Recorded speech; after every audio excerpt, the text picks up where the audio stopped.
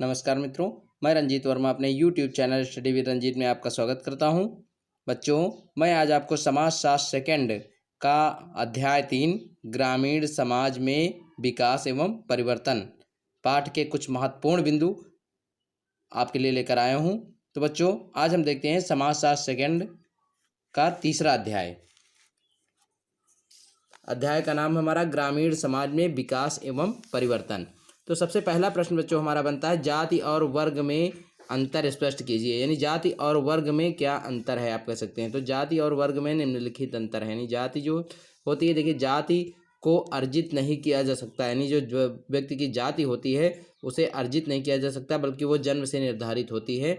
और जबकि वर्ग में परिस्थिति को अर्जित करना पड़ता है। यानी जो वर्ग होता है वो व्यवसाय पर डिपेंड करता है और व्यवसाय के जरिए उसकी जो स्थिति होती है उसको अर्जित करना पड़ता है। यानी कि आप कह सकते हैं बच्चों कि जैसा व्यक्ति का व्यवसाय होगा वैसे ही समाज में उसकी स्थिति निर्धारित होती चली जाती है। यानी उसका आर्थिक स्टेटस जो होता है वो ऊंचा उठता चला जाता है। ठीक है, तो इसलिए कह सकते हैं कि जाति को अर्जित नहीं किया जा सकता है, जाति जन्म पर निर्धारित होती है, जबकि वर्ग में परिस्थिति को अर्जित करना पड़ सकता है। फिर जाति एक बंद वर्ग है। क्यों बंद वर्ग है? क्योंकि जाति में जितने भी क्रियाकलाप होते हैं, ठीक है, उस पर प्रतिबंध होता है। यानी जाति एक बंद वर्ग है, इसमें खान पान रहन सहन सब पर प्रतिबंध होता है, जबकि वर्ग एक खुली व्यवस्था है। यानी जो वर्ग होता है उसमें किसी प्रकार का कोई प्रतिबंध नहीं होता है, इसलिए वर्ग एक खुली व्यवस्था है। समझ गए? अब देखिए दूसरा हमारा प्रश्न बनता है बच्चों, कृषि मजदूरों की निम्न आय के क्या कारण हैं। यानी कृषि मजदूर जो हमारे हैं उनकी निम्न आय के या आय के कम होने का प्रमुख कारण क्या है। तो देखते हैं बच्चों, कृषि मजदूरों की निम्न आय के स्रोत निम्नवत हैं। यानी जो हमारे कृषि मजदूर हैं उनकी निम्न आय क्यों है, इसके जो स्रोत हैं वो निम्नलिखित हैं। नंबर 1, रोजगार का असुरक्षित होना। यानी जो खेती के मजदूर हैं उनका जो रोजगार है वो असुरक्षित है। क्यों असुरक्षित है? क्योंकि मौसम के अनुसार ही उनको रोजगार मिल पाता है। यानी खेती वाले जो मजदूर हैं, जब कटाई बुनाई का फसल का मौसम आता है तभी उनको रोजगार मिल पाता है। शेष मौसम में वो बेरोजगार घर पर बैठे रहते हैं। यानी मौसम खराब होने पर वो घर पर बैठे रहते हैं। दूसरा है मजदूरी दिहाड़ी पर निर्भर होना। यानी जो मजदूरों की दैनिक मजदूरी होती है, जो वो दिहाड़ी यानी दैनिक मजदूरी पर निर्भर होती है, उनका मासिक ना हो करके उनको सैलरी प्रतिदिन की मिलती है, इसलिए उनकी खर्च के अनुपात में वो जो उनकी मजदूरी होती है प्रतिदिन खर्च हो जाती है, इसलिए उनकी आय का जो स्रोत होता है वो निम्न होता है। अधिकांश दिनों में रोजगार न मिल पाना। जो कृषि मजदूर होते हैं उनको अधिकांश दिन, वर्ष के अधिकांश दिन रोजगार नहीं मिल पाता है, क्योंकि जब फसल तैयार होती तभी उनको रोजगार मिलता है, शेष समय वो घर पर ही बेरोजगार बैठे रहते हैं। इसलिए कृषि मजदूर के निम्न आय के प्रमुख कारण यही महत्वपूर्ण बिंदु हैं कि रोजगार का सुरक्षित होना, मजदूरी दिहाड़ी यानी मजदूरी जो उनकी है दिहाड़ी पर निर्भर होना, और अधिकांश दिनों में उनको रोजगार न मिल पाने के कारण ही उनकी आय जो होती है वो कम होती है। ठीक है, अब देखिए बच्चों हमारा अगला प्रश्न बनता है, स्वतंत्रता के बाद भारत की कृषि के महत्वपूर्ण मुद्दे क्या थे। यानी स्वतंत्रता के बाद भारत की कृषि के महत्वपूर्ण मुद्दे क्या थे। तो देखिए भारत में कृषि पैदावार का कम होना। बच्चों आपको बता दें कि स्वतंत्रता के बाद भारत में कृषि के महत्वपूर्ण मुद्दे निम्नलिखित थे। नंबर 1, भारत में कृषि पैदावार का कम होना। यानी स्वतंत्रता के बाद भारत में जो कृषि थी उसकी पैदावार कम हो गई। दूसरा, भारत का आयातित अनाज पर अधिक निर्भर होना। यानी भारत का जो आयात था वो अनाज पर अधिक निर्भर था, तथा ग्रामीण जनसंख्या के बड़े भागों में अधिक गरीबी का होना। यानी जो ग्रामीण जनसंख्या थी उसके बड़े भाग में अधिक गरीबी का होना ही भारतीय कृषि के महत्वपूर्ण मुद्दे थे। समझ गए? बच्चों हमारा अगला प्रश्न बनता है, भूमि सुधार आंदोलन से क्या अभिप्राय है। यानी भूमि सुधार आंदोलन किसे कहते हैं। तो देखिए इसमें देखिए बच्चों बहुत ही महत्वपूर्ण बिंदु मैंने इस वीडियो के माध्यम से संकलित किए हैं, जो आपकी परीक्षा आगामी आने वाली परीक्षा के दृष्टि से बहुत ही महत्वपूर्ण है। तो देखिए इसमें भूमि सुधार के अंतर्गत भूमि से संबंधित कानूनों तथा प्रथाओं में परिवर्तन लाया जाता है। यानी जो भूमि सुधार के अंतर्गत भूमि से संबंधित कानून तथा प्रथाओं में परिवर्तन लाया जाता है, यह सरकार द्वारा आरंभ किया जाता है। इसमें कृषि भूमि के पुनर्वितरण पर ध्यान दिया जाता है। ठीक है, भूमि सुधार का मतलब होता है जिसको आप चकबंदी के तौर पर कह सकते हैं, कि किसानों को उनकी योग्य भूमि दे करके या चक का परिवर्तन करके, ठीक है, ये खेतों का परिवर्तन करके भूमि में सुधार करने की जो प्रणाली अपनाई जाती है उसे ही भूमि सुधार आंदोलन कहते हैं। इसके माध्यम से चकबंदी भी आती है, जिसमें लोग अपने चक को छोड़कर दूसरे की भूमि, यानी लोगों की भूमि अपनी छोड़ करके दूसरों की आवंटित कर दी जाती है, जिसके कारण भूमि सुधार होता रहता है। उसके बाद में अगला है हदबंदी अधिनियम किसे कहते हैं बच्चों। देखिए बहुत ही महत्वपूर्ण प्रश्न है, हदबंदी किसे कहते हैं। तो इसे कह सकते हैं इस अधिनियम के तहत एक परिवार को जमीन रखने की उच्चतम सीमा तय कर दी जाती है। यानी ये जो हदबंदी नियम होता है, इसके अंतर्गत जो एक कृषक होता है परिवार यानी कृषक परिवार होता है, उसको ज़मीन रखने की उच्चतम सीमा, जो समय सीमा होती है, उसकी निर्धारित कर दी जाती है कि इतने वर्ष के लिए ही आप ज़मीन ये बो सकते हैं, उसके बाद में आपसे छूट जाएगी, नहीं उसका रजिस्ट्रेशन तय हो जाता है। तो उसके बाद में प्रत्येक क्षेत्र में हदबंदी भूमि के प्रकार, उपज और अन्य कारकों पर निर्भर करती है। यानी जो प्रत्येक क्षेत्र की हदबंदी होती है वह वहाँ के भूमि के प्रकार और वहाँ की उपज तथा अन्य कारकों पर ही निर्भर करती है। ठीक है, तो हदबंदी के बारे में आप समझ चुके हैं कि जो कृषि परिवार होते हैं उनको सीमित समय के लिए भूमि पर पैदावार करने के लिए भूमि को आवंटित करना, ठीक है, सीमित समय के लिए, वही हमारा हदबंदी कहलाता है। ठीक है,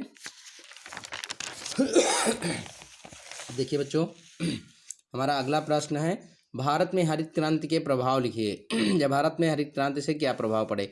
तो भारत में हरित क्रांति के प्रभाव निम्नलिखित है। नंबर 1, हरित क्रांति एक सरकारी कार्यक्रम था। यानी जो हरित क्रांति थी वो एक सरकारी कार्यक्रम अर्थात सरकार के द्वारा चलाया जाने वाला कार्यक्रम था, जिसमें लोगों को नई तकनीक के द्वारा उत्पादन में वृद्धि करने के लिए सरकार के द्वारा उन्नत बीज, रासायनिक खादें, उर्वरक और कह सकते हैं कीटनाशक दवाओं के माध्यम से खाद्यान्न में उत्पादन को अधिक बढ़ा के स्वावलंबी बनने में लोगों को सक्षम करना था। ठीक है, तो हरित क्रांति का प्रमुख उद्देश्य, यानी आप एक पॉइंट में कह सकते हैं कि खाद्यान्न में वृद्धि करने के लिए उन्नत बीजों की सहायता से तथा रासायनिक खादों और कीटनाशकों के प्रयोग से फसल को अत्यधिक लाभान्वित करने के लिए या उनमें पैदावार बढ़ाने के लिए और अपनी खाद्यान्न उत्पादन को बढ़ाने के लिए यह हरित क्रांति की प्रणाली सरकार के द्वारा लागू की गई थी। ठीक है, इससे किसान अधिक उत्पादन करके स्वावलंबी बनने में सक्षम होते थे। ठीक है, अगला है कृषक समाज की विशेषताएं क्या हैं। देखिए कृषक समाज की विशेषताएं निम्नलिखित हैं। नंबर 1, वह समाज जो अपने अपने उपभोग के लिए कृषि कार्य करता है, ना कि व्यापार के लिए कृषक समाज कहलाता है। ठीक है, यानी वह समाज जो अपने उपभोग के लिए खेती करता है, कृषि करता है। ठीक है, यानी अपनी आवश्यकताओं की पूर्ति के लिए जो खेती करता है, इसमें व्यापार के लिए कृषक कार्य नहीं करता है। ठीक है, ऐसे समाज को हम कृषक समाज कहते हैं। इसकी विशेषताएं निम्नलिखित हैं। नंबर 1, कृषक समाज के जीवन निर्वाह का प्रमुख साधन कृषि होता है। यानी जो किसानों का समाज होता है, यानी जो कृषक होते हैं, उनके जीवन निर्वाह का प्रमुख साधन क्या होता है, कृषि होता है। दूसरा है कृषकों की अर्थव्यवस्था का मूल स्रोत भूमि होती है। यानी जो कृषकों की अर्थव्यवस्था होती है, यानी तो उसका मूल स्रोत क्या होता है, भूमि होता है, क्योंकि भूमि से ही पैदावार करके वो धन कमाता है और अपनी आवश्यकताओं की पूर्ति करता है। फिर इनका जीवन निर्वाह सामान्य होता है। जो कृषक होते हैं इनका जीवन निर्वाह एकदम सामान्य होता है। ठीक है, फिर आगे देखते हैं बच्चों हमारा महत्वपूर्ण प्रश्न, संविदा खेती किसे कहते हैं। संविदा खेती पद्धति में बहुराष्ट्रीय कंपनियों के द्वारा उगाई जाने वाली फसलों का चुनाव होता है। यानी संविदा खेती के अंतर्गत बहुराष्ट्रीय कंपनियों द्वारा उगाई जाने वाली फसलों का चुनाव होता है। साथ ही कंपनी अपनी जानकारी तथा पूंजी देती है, बदले में किसान बाजार की ओर से आश्वस्त रहता है, क्योंकि कंपनी फसल को निर्धारित मूल्य पूर्व ही निर्धारित कर देती है। तो इसको बच्चों शॉर्ट तरीके से आप कह सकते हैं कि संविदा खेती वह खेती होती है जिसमें जो हमारी बहुराष्ट्रीय कंपनियां होती हैं वो कृषकों से पूर्व ही उनके, यानी फसल जो बहुराष्ट्रीय कंपनियां होती हैं कृषकों को बीज आवंटित करती हैं और उसके बारे में जानकारी दे करके और साथ ही उनका खर्च भी देती हैं और उनके फसल पकने के बाद उनका मूल्य पहले ही निर्धारित कर देती हैं और उसे खरीद लेती हैं, जिसके कारण किसान बाज़ारों से आश्वस्त रहता है, उसे बाज़ारों की ओर देखना नहीं पड़ता है और वह जो उसकी फसल होती है वह बहुराष्ट्रीय कंपनियों के द्वारा पूर्व निर्धारित मूल्य के अनुसार खरीद ली जाती है। यही होती है संविदा खेती। फिर आगे देखते हैं कृषि तथा संस्कृति में संबंध क्या है। यानी कृषि और संस्कृति में क्या संबंध है। तो ग्रामीण समाज में कृषि एवं संस्कृति का बहुत अधिक संबंध है। हमारी बहुत सी सांस्कृतिक रस्मों और उनके प्रकार में कृषि की पृष्ठभूमि से जुड़ी हुई होती है। यानी जो खेती होती है वो हमारी संस्कृति से जुड़ी होती है, क्योंकि अनेक फसलें ऐसी होती हैं जो हमारी सांस्कृतिक क्रियाकलापों और रस्मों और अनेक प्रकार की कृषि की पृष्ठभूमि से जुड़ी हुई होती हैं। ठीक है, अगला है भारत में 1990 के दशक में पुरुष मजदूर के पलायन से महिलाओं पर क्या प्रभाव पड़ा। यानी जो भारत में 1990 के दशक में पुरुष मजदूर का पलायन हुआ था, उससे महिलाओं के ऊपर क्या प्रभाव पड़ा। तो इसमें देखते हैं बच्चों, 1990 के दशक में पुरुष सदस्य वर्ष का अधिकतम समय गाँव के बाहर ही बिताते थे। यानी जो 1990 का दशक था उसमें पुरुष सदस्य जो थे वो वर्ष के अधिकतम दिन गांव के बाहर ही बिताते थे, और वहीं पर कृषि कार्यों में महिलाओं की संलग्नता बढ़ जाती थी। यानी जिससे कृषि कार्यों में महिलाओं की संलग्नता बढ़ जाती थी, जिससे महिलाएं भी खेती मजदूर का के मुख्य स्रोत के रूप में उभर आई थी, क्योंकि वो भी खेती महिलाएं भी खेती करना जान गई थी, इसलिए वो भी खेती के लिए मजदूरी करने लगी थी, जिससे महिला मजदूर का महिलाकरण होता रहा। यानी जिससे महिलाओं के मजदूर का महिलाकरण होता रहा, अर्थात मजदूर में महिलाओं की संख्या तीव्र गति से बढ़ती चली गई। अब देखते हैं बच्चों, अगला हमारा प्रश्न है, हरित क्रांति से क्या आशय है, हरित क्रांति किसे कहते हैं। तो देखिए पुनः बताए दे रहे हैं कि यह आधुनिकीकरण का एक सरकारी कार्यक्रम था। यानी यह आधुनिकीकरण का एक सरकारी कार्यक्रम था। इसके लिए आर्थिक सहायता अंतर्राष्ट्रीय संस्थाओं द्वारा की गई थी। यानी इसके लिए किसानों को जो आर्थिक सहायता दी जाती थी वो अंतर्राष्ट्रीय कंपनियों द्वारा दी जाती थी। आप कह सकते हैं कि अंतर्राष्ट्रीय कंपनियों द्वारा किसानों को निःशुल्क बीज और रासायनिक खादें तथा जानकारी, खेती करने की जानकारी उन्हें दी जाती थी, और कीटनाशक दवाएं भी निःशुल्क दी जाती थी, और उनकी फसल पकने से पूर्व उसका रेट निर्धारित कर लिया जाता था और कंपनियां उसे पुनः खरीद लेती थी। ऐसी प्रक्रिया को ही हम हरित क्रांति कहते हैं। ठीक है। अब बच्चों अगला प्रश्न, अब देखिए हमारा अन्य महत्वपूर्ण बिंदु, यानी पाठ के, आप कह सकते हैं पाठ से जुड़े हुए जो बहुत ही महत्वपूर्ण बिंदु हैं जिनको आप बहुविकल्पीय तौर पर जानते हैं, उनको मैं बताना चाहूँगा। और इसको पढ़ाने से पहले मैं बच्चों एक बार पुनः बताना चाहूँगा कि यदि आपने अभी तक हमारे चैनल को सब्सक्राइब नहीं किया है तो कर लीजिए, क्योंकि मैं हर दिन आपके लिए एक नया वीडियो बनाकर लाता हूँ।